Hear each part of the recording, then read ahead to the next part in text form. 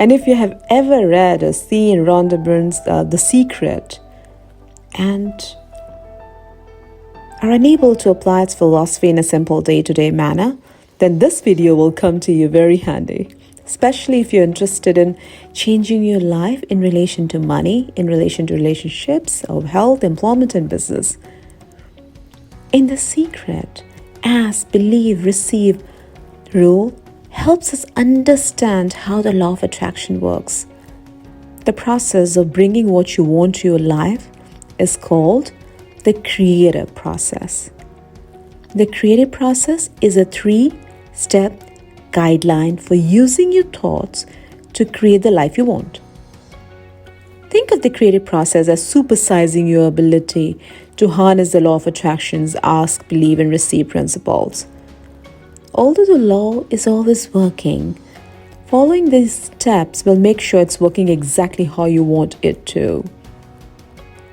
To manifest an intention, there are some rather simple steps to follow alongside these rules, and we will go into each step in greater detail.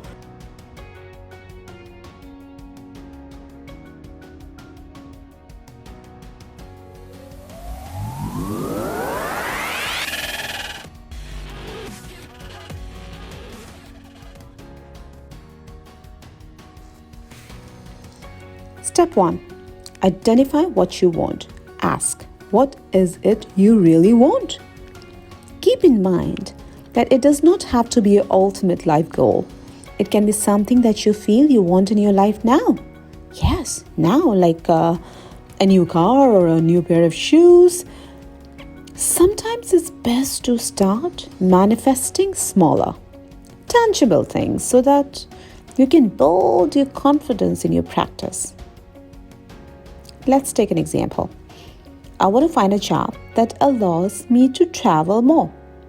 Okay, wonderful. You have identified a goal. Now we will take things a step further.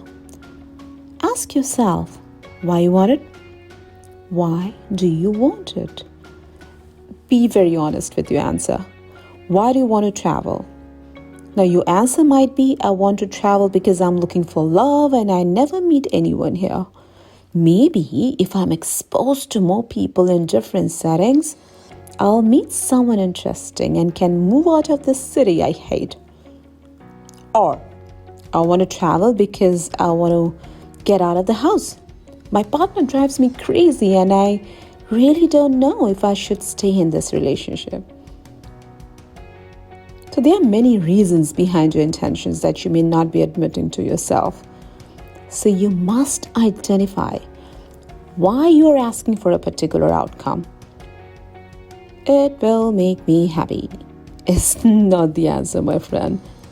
Why will it make you happy? It is very important that you're clear and sure about what you want to achieve. Otherwise, you could end up accidentally pointing at yourself in the wrong direction. Step 2. Do it your way. Once you set your intention and determine why you want it, you have to come up with a plan of action that works for you. Let's say your intention is to become a public speaker because your sister is making a fortune talking to groups about pet care. You think, well, it worked for her. And yes, it did. But that was her passion. Is it yours too? Is it? Maybe, maybe not. Why can't you just copy other people's intentions? Good question. The answer is because of that enthusiasm and that passion I was talking about before. You can fake writing down an intention, but when it comes to manifesting, universe knows whether you are sincere. You can't just go through the motions, my friends. Now, in this example, if you were just going to follow in your sister's footsteps without any excitement for the job, except for the paycheck, your career would end up very different from hers. And if you were truly passionate about lecturing about animals, you still wouldn't have to do everything exactly the way she did it to be successful. So start to get focused on specifics, my friends. Start to get focused on specifics. And you should design a unique plan of action just for you. And you can also combine methods. Modify a proven concept of achieving your intention. For example, some people will find that simply getting into a meditative state works well for manifesting an intention. Others find that in order to achieve that meditative state, they need to burn incense, or they could take a walk in nature, or create a vision board to focus on during their meditation. So what's important is setting an intention that's right for you. Maybe your sister went to school for a master's degree in public communication, but you are naturally gifted speaker, and you only need to find some smaller speaking gigs to get you started. Think about what skill of finances you will need to make this work. How will you acquire those skills of finances, or do you already have them? Ponder over these questions.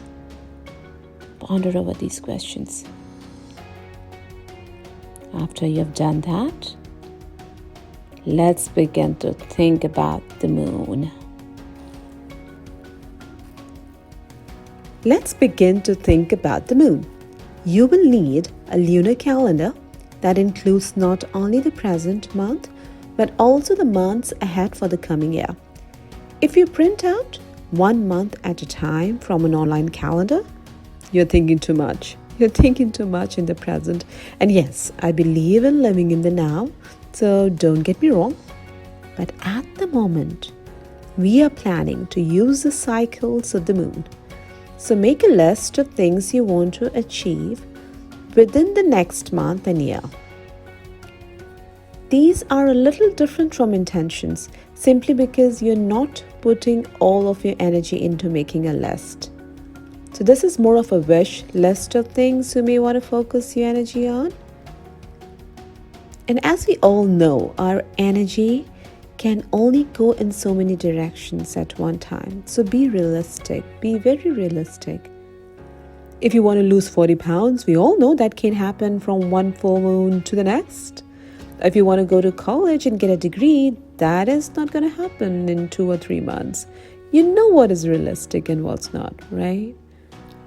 So this is not the same concept as a genie in a lamp. That is working with nature. Next, plan to make a plan. Do it on a day or night when you have time and no distractions.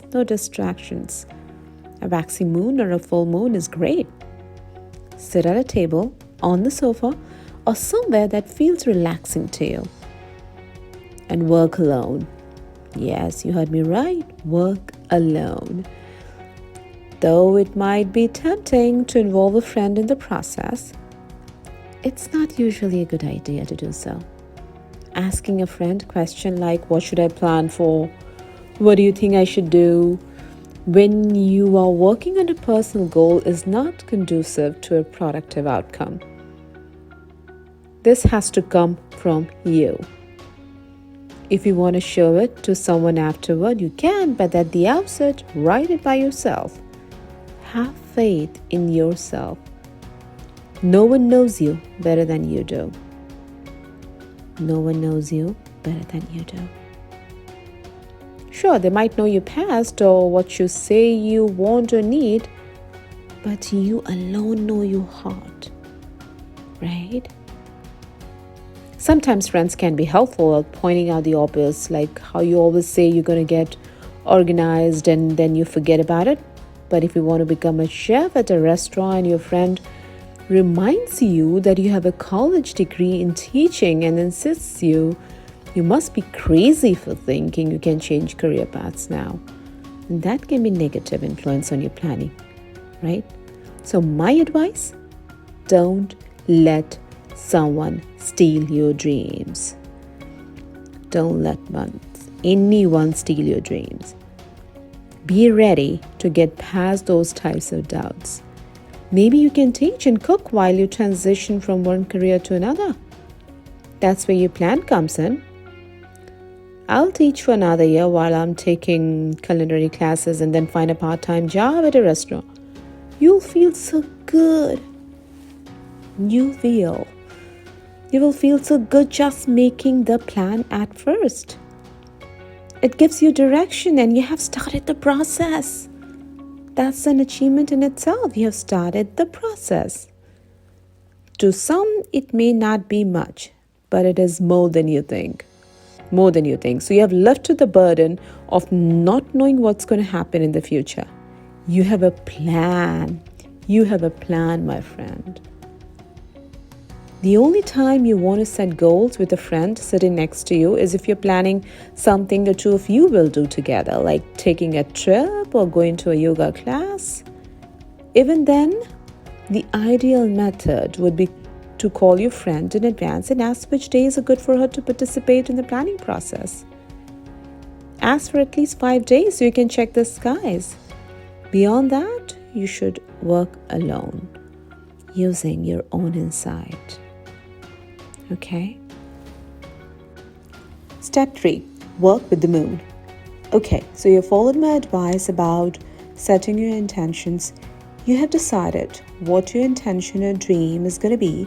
You have checked in with yourself and your motivations, and you feel that yes, this is a good idea and you want it for the right reasons.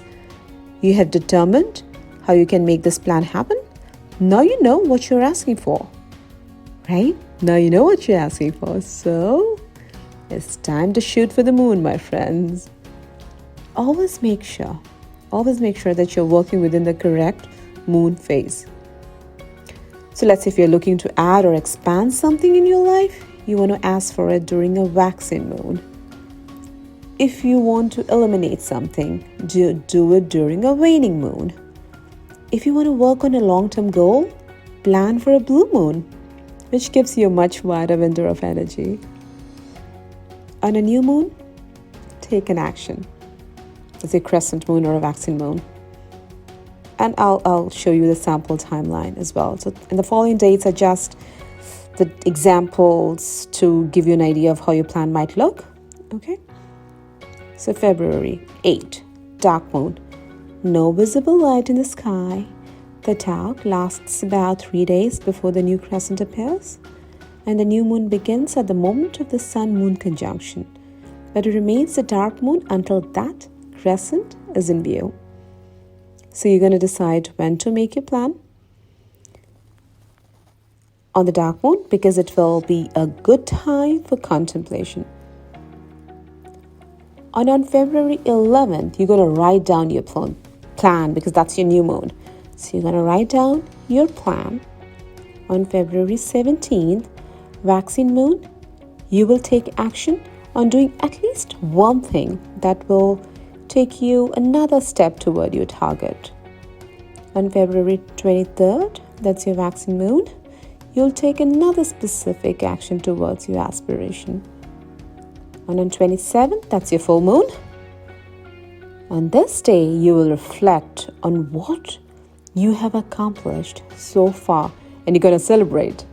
Yes, you're going to celebrate on that day.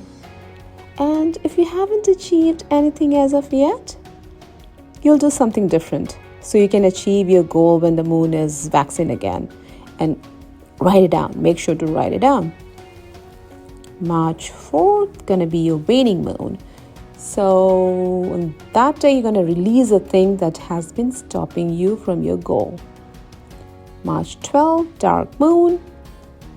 On this day, you'll rest and decide what your next plan of action is going to be by looking at what you wrote on February 27th and during the full moon. Naturally, you can tweak this and work with the days you have available. The important thing here is to stick to your phases. Okay? Stick to your phases. So new moon, usually make a plan. Waning moon, release things that are stopping you. Dark moon, reflect, celebrate, or plan even more. On new moon or waxing moon, take action and move forward. Step 4. Meditate on it. Practice the moon meditations that guide you with the right words, atmosphere, and thought process to put forth your intentions to that higher power. I have many powerful moon meditations on my channel. I'll put the links in the description below. Okay. Now, although all of this planning and scheduling sounds good in theory, there can be a few bumps on the path to the new, better you. You can meditate on overcoming obstacles or setbacks under any phase of the moon. But what happens when nature doesn't want to cooperate? Can the moon be moody? The moon isn't really moody per se, but you can be. The moon phases repeat themselves every 29.5 days, so there is no real guessing about which phase is which and which of those phases work well with each part of your plan. There comes a point where it's not only about the moon phases. It's about you. It's about yourself and your moods. So if the moon is waxing and you should be good, happy, and enchanted with life, you might not be. You could have a waxing moon with a dark moon state of mind, but that's okay. That's okay. Don't let the moon oblige you to do something you planned on a certain day, month, or even hour if you're not in the right disposition to do so. Take your feelings on that given day and set the tone. Tired, crabby, or exhausted? Please don't push yourself. It's all about you and achieving balance in life. To put more pressure on yourself because a full or new moon only comes once a month defies a common sense. You cannot predict when you will be in a bad mood or have a headache or so you'll have to make adjustments to your plan to fit what your feelings are at the time. Be flexible. Things happen. For example, if you like to do your moon planning and meditation outdoors, great, but you can't control the elements. So there you are, all prepared for your big night of incorporating the moon into a big plan. You have everything you need and suddenly you feel a drip, drip, drip. No, it can't be rain. But don't get discouraged. And don't sit on the ground when there is a lightning. That's the time to relax and have a sense of humor, my friends, and acknowledge that moon did nothing wrong. All you can control is your own mood. So look to your calendar for another time and if need be, a different place. Or if possible, just go inside. It may not work if it happens to be your spouse's poker night and you were glad to have a good reason to sit outside by the light of the moon. The point is, the moon is steady, but the weather and our moods are not necessarily in sync with that. So take a deep breath and keep your sense of humor and remember that everything happens for a higher purpose. So do whatever it takes to not get too out of sorts.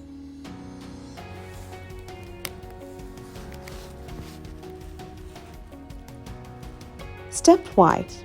Check in daily. Review your written intention every day till you get to the full moon. This can be a simple check-in with yourself and the universe. Just a reminder that you're asking for something specific and you know it will be delivered. So on the day of the full moon, review your intention one last time and then take it easy. Yeah, take it easy. Leave things to the universe and wait.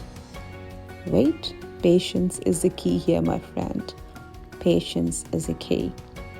Don't think about how long you'll have to wait. Just know things will transpire in a timely fashion. The less you contemplate when it will happen, the more you push away the temptation of skepticism, which inhibits believing. Step 6. Acknowledge your progress. Always take pride in your smallest accomplishment when you're manifesting your intention. Say you have a new online shop selling handmade items. You sell one in 2 weeks. Don't look at the negative saying I should have sold 30 by now. Look at the positive. It's a start, and one sale can lead to many more. In short, it's an achievement. Be happy about it. Be happy about it. But also take action and revisit your original intention. How many had you planned on selling per week? Did you write that number down specifically, or did you simply write, I want to sell a lot? The beauty of working with the moon's phases is that they're always coming back around. And if you find that you left out an important part of your plan for success, you can use the energy of the next waning or next full moon to add to your original request. Let's be real. While the moon has its magic, manifestation is a process. Your most significant desires don't merely arrive overnight. They take time. And you must trust that timing. Tuning into the phases of the moon provides a framework to turn to over and over again. And it can empower you to find peace and understanding in the unfolding of our lives. My recommendation: commit to at least 3 months of moon manifestation process to see what comes up for you. Okay? So are you ready? Are you ready to draw on the lunar energy that works with your goal and let the universe make it happen for you? Are you ready? Well, then comments below, share, like, and subscribe so that I can continue to make videos that help you and others and expand their consciousness and help in their manifestation journey. Remember, my friends, you are the captain of your ship. So navigate using the moon and see what amazing destinations you can reach. I can't wait. I can't wait to see you evolve and manifest all your dreams. All the best. And last but not the least, my heartfelt gratitude to you all for your comments, for your emails, love and support. Thank you so much.